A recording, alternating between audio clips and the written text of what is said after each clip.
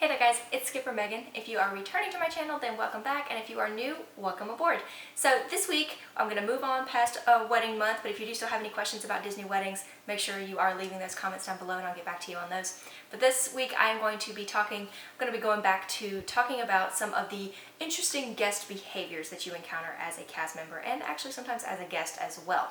So this week I'm going to talk about the concept of guests who don't necessarily use common sense in the parks. You'll hear a lot of times people say that they have packed away their brains when they checked into Disney property and they have their theme park brain. Sometimes things that normally would make sense when you are just in your everyday life suddenly do not make sense when you're in the park and you just can't wrap your brain around them. And that's completely normal. A lot of people do that because you are just focused on doing things the Disney way. And a lot of times the Disney way is not the same way that you would do it in your everyday life. So it's understandable, but some of them are sometimes a little bit humorous. So those are a couple of things I'm going to talk about today. Just maybe guests who were not using common sense when they say or ask these things. So a good example of this, and one that you will hear all the time, and it's actually so prevalent that it has become a t-shirt, is, what time is the 3 o'clock parade? On the surface, that seems like the most common sense question on the planet. Like, obviously the 3 o'clock parade is at 3 o'clock. What most guests usually mean, and what they should say but they don't, is what time is the parade going to get to X spot? You know, if they're in Frontierland, they want to know what time is the parade going to get to that spot. That's not what they say though. They say what time is the 3 o'clock parade, and you know, people giggle about that and they think it's funny because you're just not using common sense when you're phrasing your question. So that's kind of an example of one of the common questions that people are asked, but these are a couple that I actually encountered at the Jungle Cruise that are maybe not encountered everywhere else. So one of the things that happened, this is not a one-time thing, this is something that happened every single day when I was working. When you are at the Jungle Cruise, you get to the position that we call grouper. That's where the Fast Pass and the regular lines meet. And that position is very important because that gets all the Fast Pass people in as quickly as they can, while also getting some standby line people in as well, and trying to keep the peace between the two. So that position basically directs you into one of two sides, and that's how you get onto the boat at the Jungle Cruise. The left side of the boat goes into the back door, and the right side of the line goes into the front door. So if we say, oh, you have two, you're going to go in to the right side, you're going to be going in the front door. That's very important because that's a specific spot that you can sit. So we would tell people that, and they would want to go in a different line, or they wouldn't pay attention to us, or they wouldn't understand. For whatever reason, they would go into the opposite line and try to make their way up there. That's going to get their numbers off. The seating is not going to work out right. The skippers who are loading you into the boat are going to have a hard time. So we would try to make it as easy as possible. And if we could tell that there was a guest who maybe didn't speak English very well, didn't understand what we were saying, if we said, hey, stay to the right, please, then we would actually block one side of the ropes so that was their only option. We would try to direct them. Even doing that, people still would try to push past us to get into the other side. So there's an example of people not really using their common sense, just kind of being oblivious to the workings of Disney World and just trying to make their way and do it how they want to do it. We want to go in this side. Why can't we go on that side? Because that's not how it works. Sorry. So just, if there's someone blocking your path, just go the direction that they want you to go. Another good example that would only happen at the Jungle Cruise probably, we had people walk up to us and ask, is this the Enchanted Tiki room? The Enchanted Tiki room is an indoor bird show. Uh-huh. This is an outdoor attraction. There are no birds. No, the Enchanted Tiki room is up the stairs where it says Enchanted Tiki room. Now I know why they asked that question, because we are in the same general vicinity as the Tiki room. It is literally up a set of stairs and right there. And Jungle Cruise is kind of down in a hole, but there are signs everywhere that say Jungle Cruise, and it's all up over the top, and it's an outdoor attraction. It is clearly not an indoor bird show. So that was one that we got kind of frequently. People would wonder if we were the Enchanted Tiki room, and what they really wanted to ask was, where is it? Are we close? And we got that, so obviously we weren't snarky or sarcastic with them. We'd say, actually, it's just right up those stairs, right across to the left, and you can get there very easily that way. But just another example of, we've packed away our brains and we don't know how to actually communicate. Now the Jungle Cruise, since it is an outdoor attraction, if there was lightning in the area, it would shut down for obvious reasons.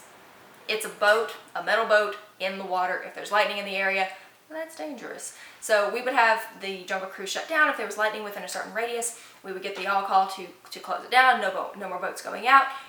If the rain was not going to be super bad, and we thought that it was just going to be one of the afternoon thunderstorms that would last about an hour and then go away, we could say, hey, you know what? You can stay in the area.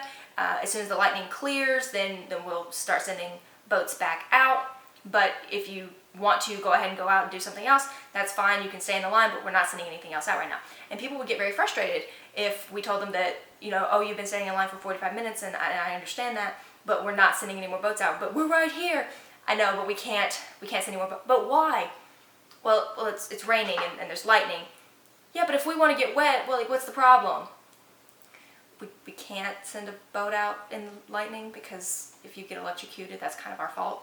So having to explain the fact that lightning in a metal boat in water is not a good idea. We had to do that pretty much every day, especially during the summer. And people, once again, they know that. It's not like that's a foreign concept to people, and we wouldn't, you know, make fun of them or anything for asking that question, because what they really were wanting to know is, but why are we wasting so much time? Why are we sitting here all day long standing in all these lines, and we get so close? And, you know, they were just frustrated. So we understand, but at the same time, safety is the most important thing at Disney. So if it's lightning, sorry, outdoor attractions are going to shut down. One of my favorite things that happened while I was working at Walt Disney World, and this is not Jungle Cruise specific, this is basically any attraction. When you go through the attraction, once again, you're going to get to that point where the Fast Pass and regular standby lines meet most of the time, and that cast member is going to ask you how many in your party. You're going to get that question 800 times a day. And you would assume, since you get that question 800 times a day, you would kind of have the answer. But a lot of people would say, all of us. As I mentioned earlier, having a specific number is kind of important as far as getting you seated in a certain place. We need to know how many of you there are. If you've got 25 people, you're going to need basically an entire boat to yourselves. So we're going to need to get some other people to go onto this one to continue filling it up so that the next one can be all yours.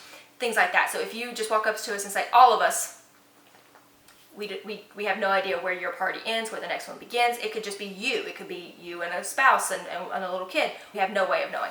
So be ready to actually give that number. And if your number changes throughout the day, if you've come to the park with a large party and then you've split off and kind of done your own thing, make sure that you are taking a census when you get into the line. Okay, how many of us are actually at this attraction? Okay, we've got 3 here.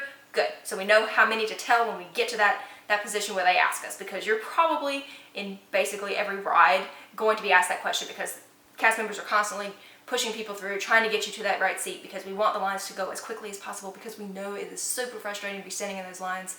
So just make sure that you do have those numbers, because otherwise you will have a snarky skipper make an announcement over the dock. He will come on and he will say, attention, ladies and gentlemen traveling in the world famous Jungle Cruise line, all of us is not a number. There is an infinite quantity of numbers from which to choose. That is not one of them. Please take this time to assist the members of your party and have that number ready for the next available cast member. Thank you, and enjoy your day. We had to do that a couple of times. So make sure that you don't have to have the snarky overhead speaker comments made towards you. Just know your number. Don't say all of us or the whole group or anything like that. So that is it for this week, guys. That was just a couple more examples of some interesting guest behaviors this week, obviously being some oblivious comments or some common sense questions that guests kind of ask, or comments that they make that don't necessarily make sense outside of Disney World. This is not meant to make fun of those guests in any way. It happens to everyone. I have made those statements or asked those questions before myself. I feel quite certain, because you get in the Disney brain and you completely forget about real life. And that's part of the magic of Disney, is that you can completely ignore your everyday life and be in that Disney bubble.